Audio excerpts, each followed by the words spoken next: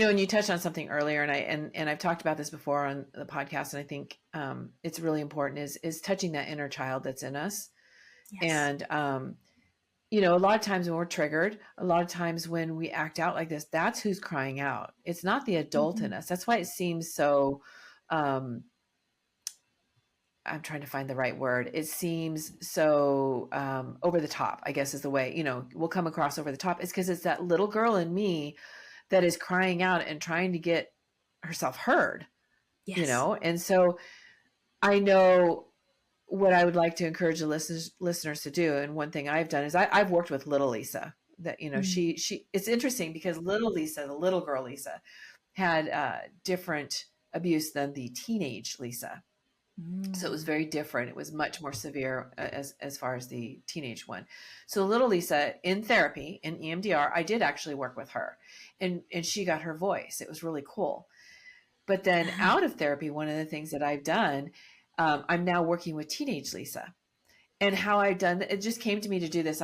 And it's working. Is I'm writing to her, but how I'm doing it is. It seems like she needs validation, a lot of validation. And so how it started is I wrote a letter to her. I started it with, hey, this is, adult Lisa. And I just started talking about some of the incidents that came up, because one of the themes that ran through my life was it's not fair. It's not fair. It's not fair. Right. This isn't fair. And so, and teenage Lisa said that a lot. And so what I've done is I wrote a letter to her, and I go over the situation. So, like a story will come up, and I'll go, oh, I remember. Do you remember when, when our brother did this, and then I write it out, and you were right. That wasn't fair. Like, and it's weird as I'm writing out the situation, the thoughts are coming to my head of what happened back then. Like, of the thoughts of what was coming into my mind, I guess is what I'm trying to say at that moment. And so I'm able to respond to her, and whatever it is she's saying to me, it's unfair. It wasn't right. And it's like, you're right. It wasn't fair. It wasn't right. They didn't hear you. Whatever it is that she needed to hear at the moment. And I'm telling you, it's been really powerful. Really powerful. My body is getting warm as I'm listening to you describe it, because that's what love is. That is true self-love and self-care, is that, Lisa, it sounds like you're able to come outside of yourself as much as it sounds like you're inside of you, right? You're really getting deep to the core. We are addressing the different parts of you, right? As Dick Schwartz talks about in IFS. It's speaking to that little girl, perhaps at 4, 5, 6 years old, in a very different fashion than you would 14, 15, 16-year-old Lisa. Yeah. As much as perhaps the needs are the same, a sense of validation. I see you, I hear you. That was unfair, right? We have such a need for fairness, especially as teens. It has to be fair. If you're going to punish one, you're going to punish the other. You're going to give my brother a car, you're going to give me one too, right? There needs to be some semblance of fairness so that we can understand, again, our own sense of purpose and worth in this family, let alone, right, in this world. Right. Oh, forgive me. I have so many different thoughts. I could go in a million different directions with it, but what a reminder that that being able to validate your younger self is crucial. In fact, I would consider it a first step. Being able to see you and hear you and provide to you the validation and the love and support that, again, you never got growing up, because maybe mom or grandmom or that teacher or that uncle didn't validate. Maybe they dismissed. Maybe they insinuated that it was silly and you shouldn't care. Whatever they did, right? They didn't sprinkle the love and care onto it that was necessary. And that now becomes our job as adults, right? To come back home and to find ways to give ourselves everything we didn't get growing up. That's the one thing I can't emphasize enough. Truly choosing to meet your own needs is a beautiful first start. And it's powerful and it's empowering. Very. As I've been working through this, like for little Lisa, it was different in that she wanted to confront the abusers. So it was my brother and my mom and my dad. And what was interesting is how it started is my mom was first. And when little Lisa, when I was doing this during EMDR, and the therapist said, tell your mom what it is you want to say. Well, when I came back, I'm like, no, I can't say to her what I want to say, because no, I'll get hurt.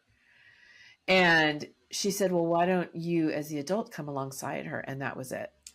As Ah, soon as I came alongside her, it was interesting in my mind. I'm sure this is all in my mind, right? I could see her like stand up straight, and yeah. she spoke to her mother, but very respectfully. She didn't scream, she wasn't disrespectful. She had a voice, um, and it was very clear, and she was very articulate, but she didn't cuss, she didn't scream, she didn't, it was very calm, and it was, and my mom didn't say a word. My mom just stood there and listened, Wow. and it was powerful. It was really powerful. Yeah. Getting your voice, having that sense of agency, really standing in your power with confidence, even if your voice is shaking a little bit, it's being able to say Yeah, everything that needed to be said. If I may, I yeah. want to piggyback off of that. So many folks that I work with want to confront their abusers. They want to look so and Mm, so in the face and yell and yeah, rage and cry and ask questions. Why? The confusion is so real, and there's yeah. so much research out there that suggests that that's not where the closure is.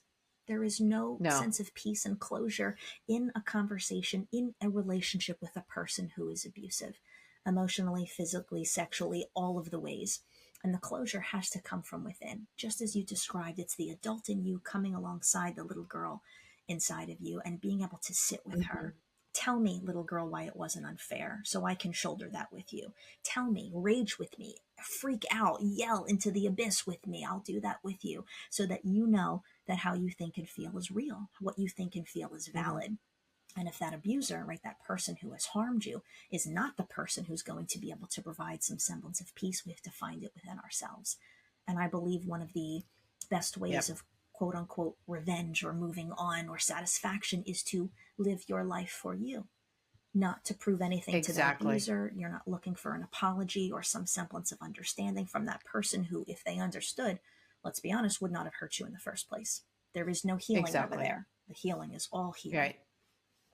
Right. And so often I think, and I used to think this too, I think, so often we think, oh, well, I'm going to go to them and I'm going to tell them and they're going to feel bad and they're going to, they're going to say they're sorry, and they don't. They don't. It just, I mean, I think it's probably more common that it ends up being worse than if you hadn't gone to them to begin with. And, and in my case, like my parents are gone. So I couldn't even look them in the face anyway. Mm-hmm. Right. So I couldn't, so that's not an option. And that's not uncommon. And so you don't need to look them in the face. You don't need to have a conversation with them in order to have closure. You're absolutely right. The closure comes within us. We, it just, the bottom line is it comes down to having a relationship with yourself. And that's part of the relationship Yes. with yourself. Yes. Yes. It's addressing that shame that was put there by somebody else. It's finding a way to love Right. you as a survivor, as a fighter, as a human being who didn't deserve what occurred and is now strong enough, capable enough, smart enough, has always been, let's be real, always been smart enough, always been capable of living a life that is without abuse, that is with beauty and with peace on your own terms.